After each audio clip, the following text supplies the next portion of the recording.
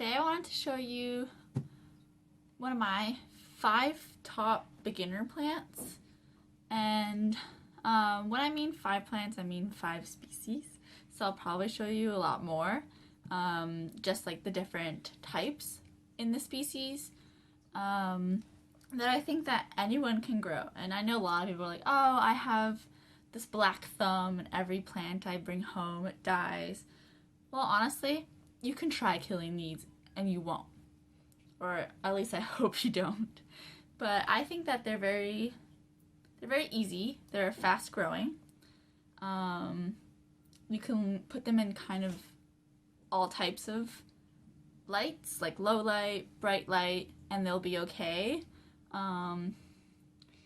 Watering is not too constant, and they can kind of be okay with drought. If you forget to water them, they won't just die on you. So yeah. So number 1 is pothos. This pothos is the Marble Queen pothos. I have it in a hanging basket near the window, and it's just loving it there. I've had this one since October, and look how it's grown. It has 2 vines. I water it when the top 2 inches of the soil is dry. I just take the nursery pot out of this pot. Just take it out slowly, make sure you don't break your plant. And I put it underneath the water, let it shower. And then once it's done showering, which means coming out of the water from the bottom of the nursery pot, I then put it back in this one and put it back into the hanger.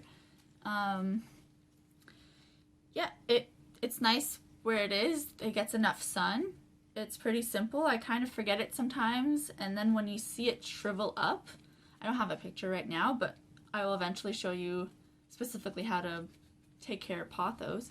But once it does dry up and it really gets thirsty, you see them all wrinkle. You're like, oh, I forgot to water that one. Let me do that.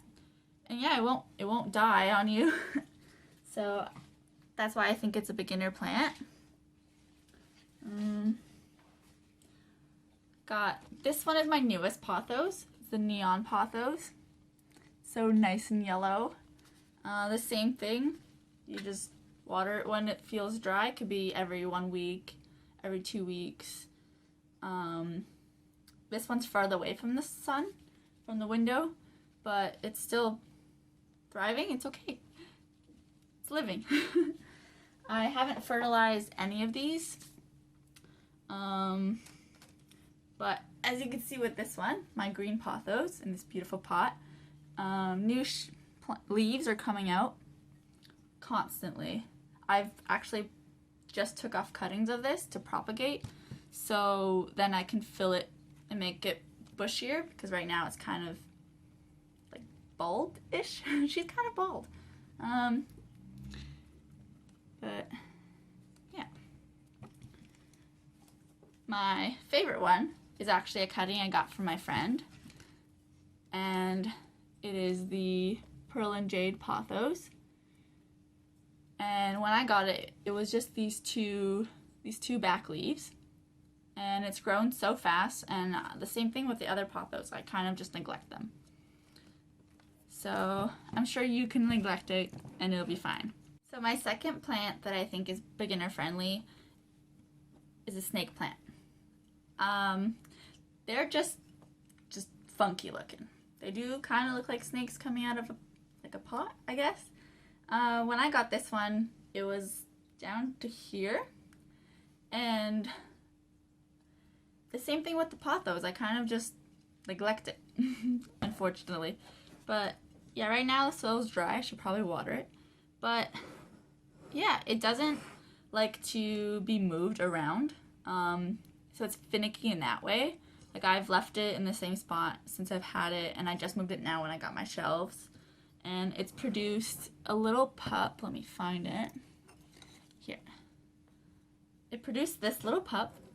That means it's really happy, and it's beginner friendly in a way that it'll just keep on producing little pups for you if you want to give to your friends, or if you want to have like a fuller pot of snake plants. It's even like producing more leaf, so you know that you're giving it enough sun, you're giving it enough nutrients. And by nutrients, it's how well the soil is, in the manner of, is it draining well? Is it too wet? If it's too wet, the snake plants don't like it. I also have another type, the fernwood snake plant. This one is giving off these little baby shoots. I don't know if you can tell. Yeah, and I don't really do much.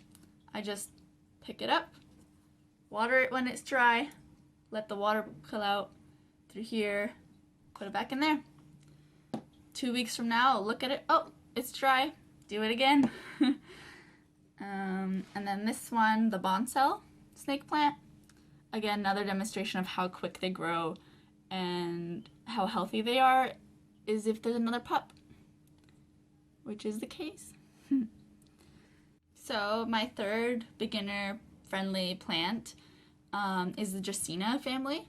And the Dracaenas have actually incorporated the snake plants, the ones that I had talked about previously, but that's just too much for me right now.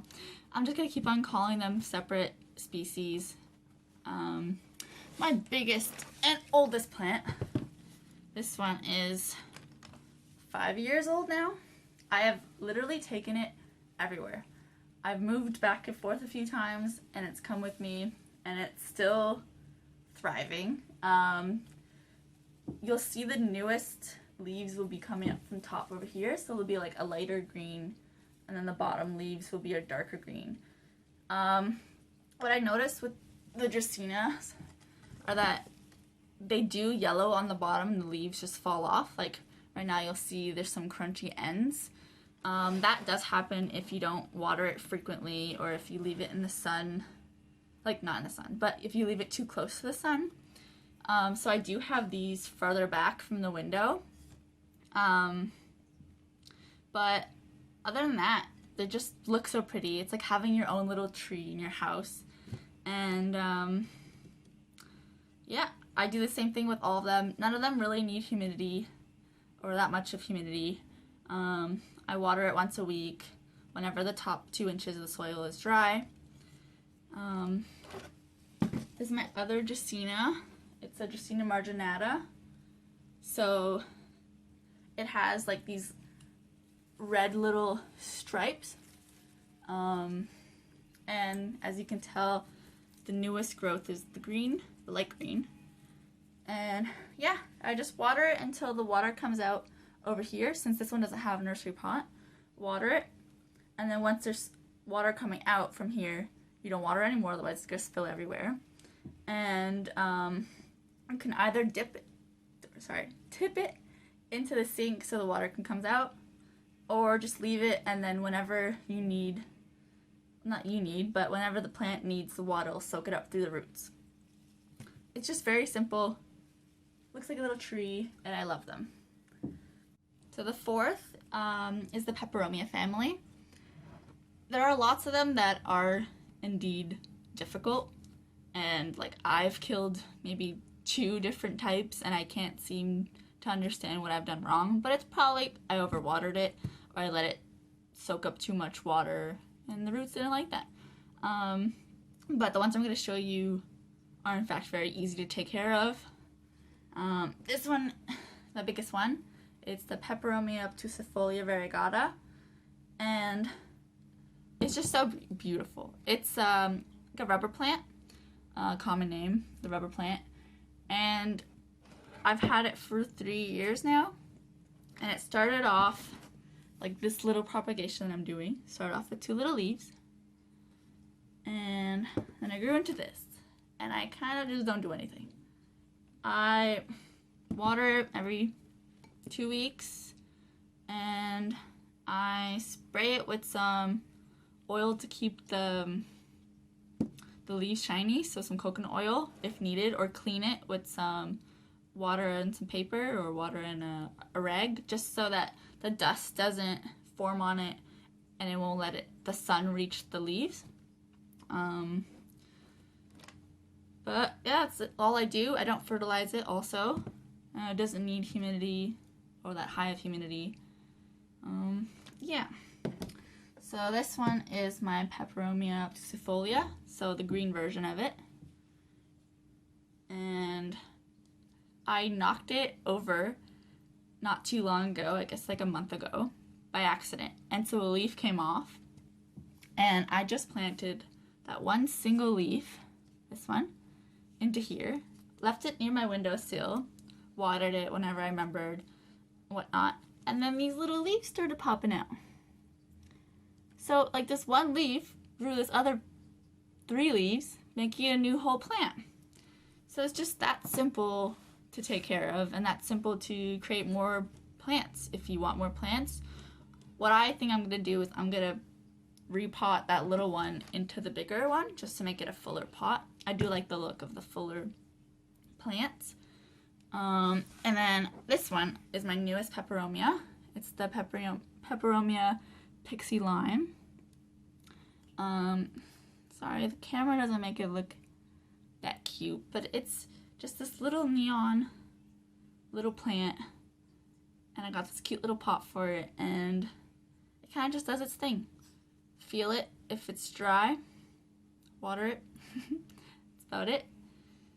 So my last plant on my beginner list is the Tradescantia, and oh boy, well, this one grows tons. It grows so fast. It is literally like a weed, and I like weeds, but what happens is it grows so fast and like scraggly, like there's arms everywhere on it, that I kind of just chop it at the base and then literally plant it back in to make it a fuller look. Like when I kind of neglected it for a while, it was just 2 stems that were gigantic, and I just planted it back into the pot. As you can tell, this is a side where it's not facing the sun, and it just grows. And I'm sure that soon, let's say a year from now, this is going to be a gigantic bush of Tradescantia. So it's the only one I have, so it's the only one I can show you. But yeah, I wanted to tell you that there's a lot of beginner plants that I didn't add onto this list, but I know that a lot of you might know the spider plants, the philodendrons, ivy. I even have like my little succulents. I think that are very easy to take care of now that I know what not to do. Yeah, again, subscribe if you liked my videos, put a like if you liked it, put a down vote if you didn't, and I'll see you next time. Thank you for watching.